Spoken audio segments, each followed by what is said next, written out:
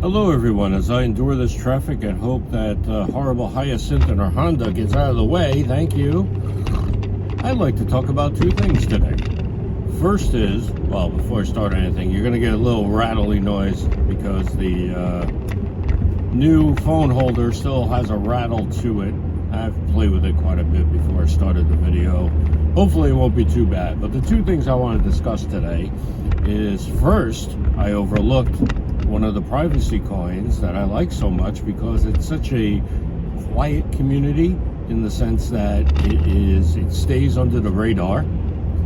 And the second topic I'd like to discuss is supply chain. Now, I'm going to start off with what I'm calling XMR, Monero's little brother.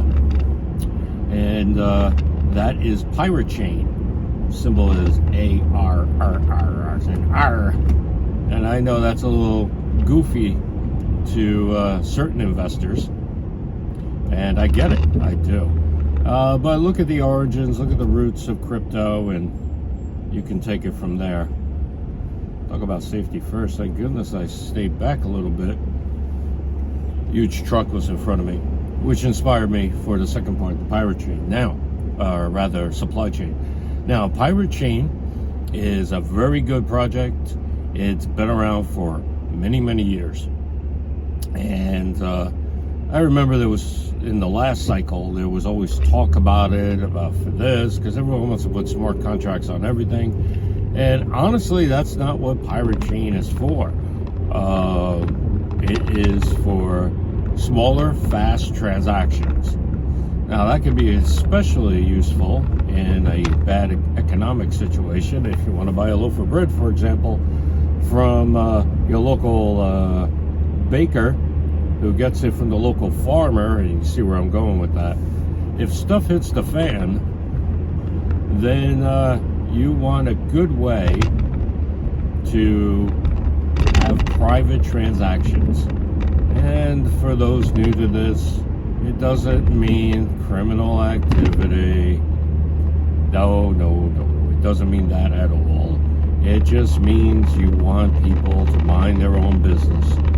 And to give you an example, I have those discount cards for all the supermarkets, and you can't tell me that at least a few of those supermarkets don't gather that information of what I buy and sell it. You can't tell me they don't, because I'm sure, especially after this COVID recession thingy, that they needed another revenue stream to stay in business, keep people employed. So what do? They sold your information. Can't convince me otherwise. So in this world where your information gets sold and there's like a lot of other little things going on that attack your privacy on all sides, that give you tons of ads when you're using an app, do this. On the one hand, you could say, yeah, I find that useful for me. To a point, of course. You know, it all depends on if it's used judiciously, in the sense of let's build a relationship with customers, etc. Now, I don't want them to have that much information. It's my prerogative, it's my privacy. I will determine what I shop, and I will determine if I change brands, and if I do, when. So that's that type of scenario. So yeah, I build a picture, a bit of a doomsday type of thing, but let's say the economy crashes again, which it's probably going to do because of hyperinflation being overdue, etc. I want to keep my transactions private. Now, mind you, there's nothing wrong with using Monero for that, but Monero sometimes will take a minute or two that you don't have. Now, Pirate Chain does do it a little faster. It uses different forms of privacy in the sense of, I want to say, to use ZK snarks, if I remember right. as opposed to traditionally using ring signatures, but that gets into a lot of tech. But they take two different approaches to privacy that are not, in my opinion, too far apart. Let me know what you think of their privacy attempts in the comments below. But you need to keep your transactions private, or at least discreet. Nobody needs to know that you're going to Farmer Bill, who has his little dairy farm. Maybe Farmer Bill is just doing you a favor. That type of mentality. So, okay, that's where I'm going to park it for privacy right now. But yes, take a look at Pirate Chain. ARRR is its trading symbol. Now, in a similar vein, because we're talking about chains here, and I don't mean to do a pun on words, but supply chains. Now, this ties in with what I was describing. If you don't see it, here's how it is. Supply chains can be big and small. They can be global and local. They can be regional. Now, one of the things with supply chains is, how is it going to be used? Well,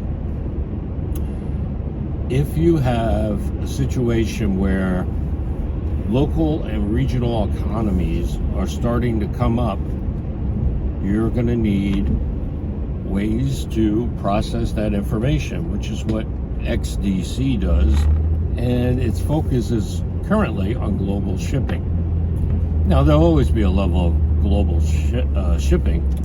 Well, in most scenarios, they'll always be there. But when it comes to something local, sometimes, or regional, sometimes you might want to use some other technologies. But here's where I'm going with this.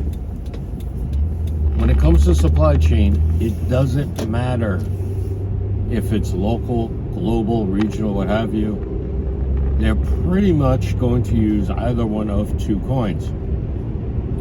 XDC, so that's X as in Xavier, D as in Delta, C as in Charlie. For those that don't know, it's an ISO coin, or at least it communicates with ISO technology. But in any case, that is going to be used regardless. If you want another one, that would be VET. But as always, do your research on this. VET is very much tied into the Chinese corridor, Chinese shipping. Still a wonderful crypto. And yeah, a lot of people will wonder why I mentioned that. I got nothing wrong with the Chinese people. Very nice people, wonderful people. As a matter of fact, I know quite a few. And there's good and bad in everyone. What I have an issue with is the CCP and what they do all around the globe, here, everywhere else. I don't think they play fair, and I don't like what their objectives are. So, now, do I want to see China stable with a level of prosperity that's good for its citizens? Of course I do. I don't want anyone to suffer. I've been through suffering, don't want anyone else to suffer. But that doesn't mean I have to like the governmental system that is there. And quite frankly, I don't think a lot of the people there like it either. So, in summation, with XMR, Monero, take a look at its little brother, Pirate Chain. Uses a different type of technology to have privacy. You might like it. Of course, nothing I say here is financial advice. We're just having a discussion on crypto.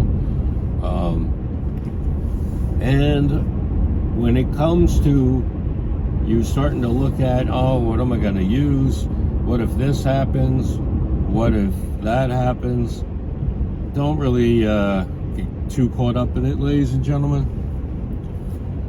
You got to find the common ground between the scenarios. In this case, you got XDC and VET. That's Victor Echo Tango.